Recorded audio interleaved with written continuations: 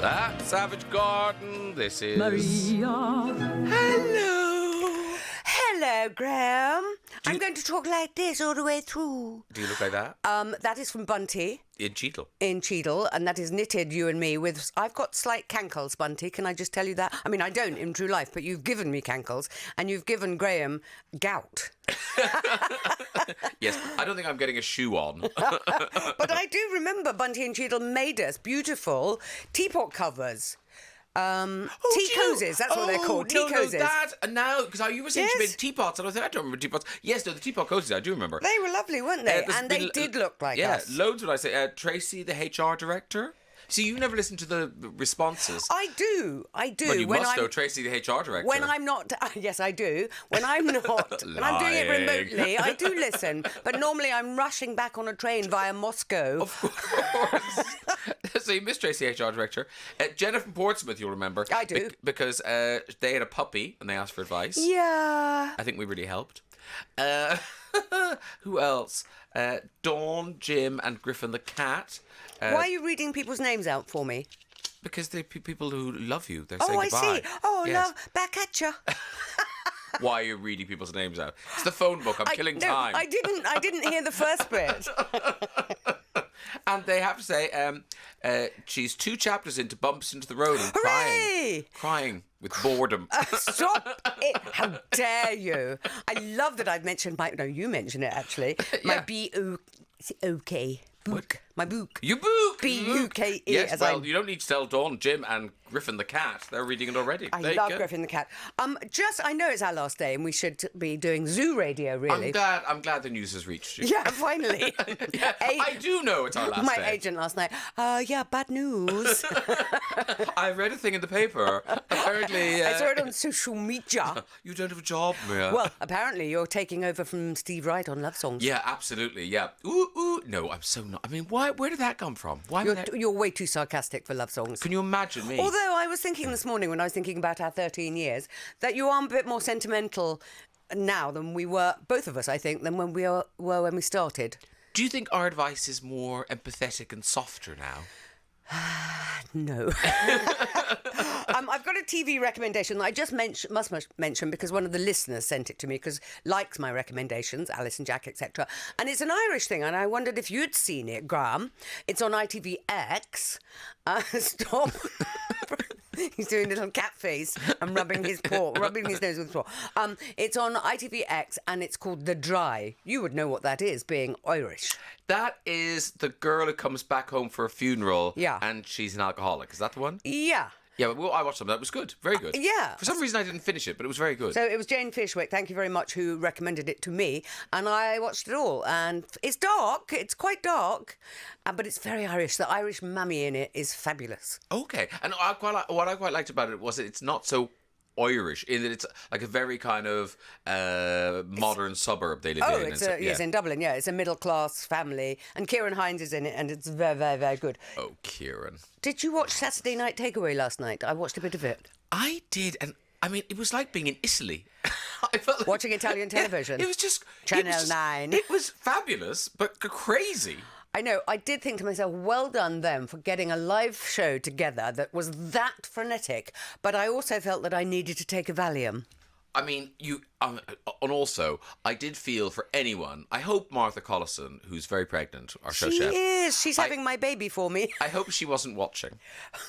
Because little Ant and Dec would have made you think, oh no, I mustn't have a child. I think they'd been given a lot of E-numbers, I feel, to hype them up in case they were too dull when they bashed their way out of a paper bag to get into the studio, and then they just wouldn't shut up. And I could see Ant and Dec thinking, "Oh, that smile is going to fade anytime soon." Ant and Dec. I was saying, watching it last night, I would forget about this idea. I would just write them out. I would never mention it again. There would never be a mention of little Ant and Dec again. Yeah, they're in prison now. They were only 5 and 6, but they made a special concession to put them in prison for crimes against television. Oh dear. Now. Yes. So You're taking. I've got false eyelashes on because you're taking us all to lunch. Apparently, we're going to Buckingham Palace. Is that true? that's right. Excellent. The king has given a special dispensation. And we're all being knighted, and you've bought us all a house like Oprah Winfrey. That kind of thing. Yeah. Oh, that's really generous, isn't it? Well, what I've done is I've got a deal on some. I've got a Nando's. deal. Yeah, I've got 2 for 1 at Nando's. I've got a deal on some. What do you call those big things? Winnebagos. Winnebago. From Lorraine and Giles in Northampton. Ah. They've got a contact. Oh, well, they should know, shouldn't they? They do. They are the king and queen of Winnebagos. Well, with their turning circle, I mean, it's fabulous. Yeah. Do we have 2 final problems? We do. Oh my goodness. I feel I should have written my own problem into you this morning. What? I have no job. Help! Dear Graham. I wonder if you could see your way clear to lending me £40,000 to tide me over. and start a podcast. All right, look, I'm going to play a bit of Robbie Williams, and then we'll get to the letters, and then you can bid an emotional farewell. I want tears. I'll lady. try. Start working up to them now. Virgin Radio. Featuring Maria. Try and keep it together till 12:30. I'm doing very well. You Here we are go. doing very well. Okay, first problem, too long. Dear Graham, and I'm allowed to say that now. Yeah. The first thing that's wrong with you is you can't write a letter. Brevity is best. Dear Graham and Maria, I've been in a relationship for 13 years and it's been largely happy. We've had ups and downs, but the last few years have definitely been tough. A few years ago, she went through an experience that shook her as she was introduced to a whole new side of her family that she never knew existed. After picking up a DNA test for Christmas, dangerous, they're the warmest people, and she found a new parent who she only got to meet once, sadly, before they tragically passed away. This made my partner question her identity, and through this, I'd helped her satisfy her curiosity. But during this time, she hit out at those closest to her, and that was mostly me. We'd regularly get into spats, and it was I was the first person she started to pull away from. As she isn't particularly a social person, I was the only person who would support her through this, which I was more than happy to do. There was a point where she ended up on anxiety medication, and we went to couples counselling a few times as our communication started to break down. We nearly broke up a few times, except simply put, I wouldn't allow it. This was only ever initiated by her, and she'd always told me that I'd been the perfect loving and supportive partner and hadn't done anything wrong. But every long, teary talk has left a scar. Then COVID hit, and everything got worse. She took the COVID advice extremely seriously, rightly so, and severely limited our outside contact, spending lots of time researching. She's still heavily invested. I don't get to do things with her anymore, as she'll avoid anywhere with a crowd, even restaurants. There's some hypocrisy, as occasionally she'll attend events with crowds to the point where we're fairly sure we've caught COVID from an event she's attended. I feel like she's latched onto COVID as a convenient way of not having to deal with her anxieties, using it as a reason to avoid other people. I've seen her slowly become harder and less friendly to the outside world, including me. We've worked on our relationship, but this is the main thing we keep sticking on. There's definitely enough of the warm, wonderful woman I fell in love with in there, but is there any advice you can give me to help get her back? And that is from Craig in Liverpool. Oh, Craig in Liverpool, that is a litany of disasters, really. What I would say to you, Craig, in Liverpool is, well done for sticking with it, but I think finding out your identity is not what you thought it was is a massive thing for her to have to deal with. Which she has done, and she only met the new parent once before they passed away. This is all very, very unsettling. COVID was unsettling for all of us. We all got spikier. We all got less patient. We all got more anxious. But it sounds to me like this is to the extreme. You say that she's on anxiety pills, or she was. I would say maybe go back to the doctors and also go back to counselling, because there's something lurking at the bottom of this that is possibly more than she's telling you. She's latched on to COVID now, you say. But I do think counselling is the answer. We're a couple of radio turns, and, I think you need professional help. Well, certainly, I think she does, because I think there's a temptation with COVID. There was a temptation all of us had to use it as a kind of a get out of jail card. You know, it was a nice, oh, I don't have to do that. Da, da, da, da. Now, it's interesting that, of course, when she actually wants to do something, as he says, you know, she will go and stand in a crowd. But it sounds to me like he doesn't go with her. No. Well, he got the COVID from somewhere. Yeah. But the other thing I would say, and this is kind of by the by, but the way that people have these DNA tests for Christmas as a kind of novelty gift. I know, it's dangerous, and then isn't it? the repercussions are enormous when you find on the website you've got like a half sister or a half brother or a full sister or a full brother. I mean, it's just. I don't think a lot of people are prepared No. for what it might turn up. We all see You got to think, Davina's well, I'm a show. little bit Spanish, it seems. You know, that's fun. But then you discover you've got a full member of a family. And they're all in prison. If you're lucky. You're playing with fire. I feel like maybe that, I don't know, is there some, they should be regulated in some way, because it just seems like such an enormous thing that people can just mess around with. And suddenly, you know, families are torn apart. Yeah. And certainly Craig's partner has, you know, had a big emotional kind of blow from what she found out. It does sound like she's trying to get out of this marriage and he won't allow it. I mean, do you think at some point Craig might have to concede defeat, Graham? Well, I think they're not married. Oh, well, you know, togetherness. Yeah, I've been in a relationship for 13 years. I mean, it's kind of lovely that Craig is so invested in this thing. But yes, it does seem like the woman he's in love with does want to get out of this. You know, she doesn't want to socialise with you. She blames you for everything. She's taking it all out on you. You know, she's said multiple times she wants out of this relationship. It's sort of... There is sometimes a point where you think, okay, she's giving me enough clues here. And also, I wonder if you go to counselling, you know, a counsellor, sometimes counsellors don't help you Get maintain back a relationship. together. They help you end a relationship. Yeah, they help and they you to kind of part. go, actually, this isn't salvageable and you're not good for each other. And, you know... Because 13 years is a long time, Craig. As Graham and I know. Oh, 13 years. Let's talk about us again. Yeah, it was interesting, Craig, but let's talk about us. No, 13 years is a long time. So, I don't know. It's. I think you have to go back to therapy, and you have to consider this, Craig, that maybe she is trying to force your hand to get out of the relationship. You know, people are generally cowardly and they want you sometimes to say the thing, this isn't working, you're right, let's separate. Yeah, it could be. It's just that kind of weird what COVID did to a lot of people. Oh, wow, They're- and it's still doing to a certain extent. To their mindsets. Yeah, because some people are like Craig's partner and they haven't got past it. You know, the rest of us are just, you know, lolling around the place and, you know, getting COVID. Breathing. Yeah. So do get in touch. It's +44 333 00 333 I think. Good, well done. You said that very fast. I don't think anyone noticed that it was wrong. And without looking at any bit of paper. So I'm immediately... Finally, after 3 years, you're doing it without a piece of paper. No, that's this new. is a new one because it's the new app. Since it's Christmas. the app. It's the app. WhatsApp. Yes, only- WhatsApp for Craig in the pool. Okay, here's the second problem.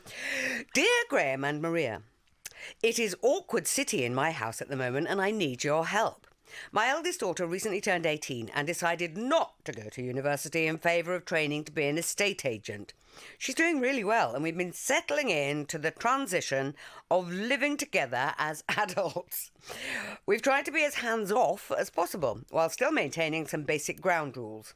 She's never had a relationship. Really?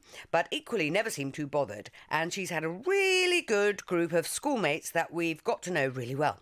But now she's an adult. She's just started to enter the dating scene. We've all had the usual chats and they've gone down as well as can be expected. But since it's the family home and we have our youngest turning 11, we explained that we didn't want her bringing back dates back to the house, specifically in her room with the door closed. Ooh. My husband and I were away for a night with our eldest babysitting. And yesterday we got back. Nothing seemed unusual until I was sorting out the laundry and found a small men's shirt and a pair of boxers among my daughter's clothes. I'm sure my husband won't mind me saying that they're far too small to be his. And I obviously went into total panic mode. What on earth do I do? And that is from Fern in Hove. Wash them? Yeah, stick them in with the whites. Everything else. Fern in Hove, what you do, I think, is you accept that your baby is now 18 and she's going to do kissing with boys. And dating a very small person. And dating someone teeny tiny. Is it a Kendall, perhaps? It just sounds like little miniature. doll's clothes. Yes. Are you sure they'd already been in the wash? If I was Fern's daughter, I would say, "Oh, that's the dolls. It's my Ken doll. You know, the film Barbie." No, Fern, what you do is you take a deep breath and you say, "She is growing up, and there's really not very much I can do about it." What are you going to say? Whose are these pants? Yes. And then what does she say? What does the daughter say? Well, I'd say, one, whose are these pants? And two, what are they doing in my laundry basket? Because that was a really good impression of Fern in Hove. Because I'd be livid. But It's then... bad enough I'm washing your, rubbish. I don't want to be washing some stranger's pants. Well, certainly, Fern's daughter in Hove missed a trick there by keeping those items, contraband items. She should have kept them to herself. And she should be doing her own washing. Yes, well, you should be doing... But also, that Fern, we've had the discussion, we're learning to live as adults. She thought it was appropriate to put some dirty laundry from some guy into the laundry basket. No, there needs to be another conversation. A shirt and boxers, what were they doing that necessitated the shirt and boxers and being... also, how did he leave the house? Did he wear some of your fat husbands? Waddling down the street.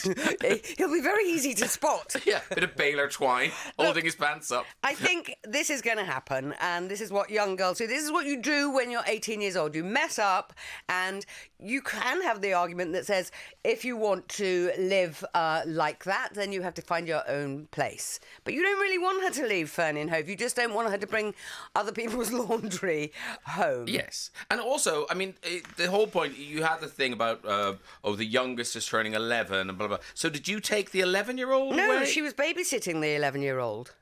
Look, my husband away for a night with our eldest, that must be the eldest, turned 18, babysitting. Oh, I see. Yeah? Yes, I got it. Were you listening? I was, but I thought Not really. I thought the three of them had gone away to babysit. Because it's not written very well. Fern? How have you got as far as you have? The three of them have gone away to babysit. Yeah, that's what it sounded like. But I get your point. So that's bad. That is bad that she was in charge of an 11-year-old and there was a very small man wandering around the house. Yeah, a tiny man. Yeah. You just say, did you have someone stay over? I don't think you have to hold up Exhibit A and Exhibit B. I think just say to her, listen, girl's name, did you have someone to stay over because we're not happy about this with your 11-year-old sister in the house and you're grounded and give me your phone. I think people never works I think anymore. people will agree with you. You can WhatsApp us. It's +44 333 00 000. If you'd like to get in touch, the Graham's Guide responses will be later in the programme. Yes, they will. And I would just like to say, because obviously we've been here for just over 3 years, but before Graham and I were somewhere else. Somewhere else. I just want to say, I was thinking on the train coming in here, on the 13 years that we've been together, it does feel slightly like a divorce, a marriage without the sex. Oh. Like most divorces, really. But it's all right. In the 13 years we've been together, the country has hosted a brilliant Olympics. Do you remember that, 2012? Yes. We've said goodbye to Europe. We've said hello to the terrible pandemic. I've lost 3.5 bikes. We've lost 4 dogs between us. Yes. We've both written books, you considerably more than me. We lost a queen and gained a king. We hosted as a country Eurovision and even came second. You bagged yourself a lovely husband. I got myself a stalker, in prison now. So I just want to say, because it has been such a lovely time, and really the listeners are responsible for that. We couldn't have done this without you. And thank you so much for your truly touching messages, both yesterday and today, and for your problems that we have spat on, basically. Yes, we haven't helped many people and over 13 years. And for your solutions. The solutions have been helpful. Yes, no, those have helped, yeah. And that we will miss you. We will be back, probably. Just sorting out finance. Just talking to some investors. I've got a hedge fund. hedge fund interested. We will miss you, but our old bikes are slowing down. I'm up to 3.5 now on my reading glasses. So farewell or a bientôt. A bientôt, I say. And Yes. it has been really fun, Maria. Thank you very much. Oh, shut up. Yeah. Oh, no. Oh, it's Zoo Radio, everyone. It's Zoo Radio. They've got the oiks from Talk Radio in to do the clapping. We both remained admirably dry-eyed throughout. Take care, darling. Lots of Okay. love. See you at lunch. Bye. Yeah, bye. Virgin Radio.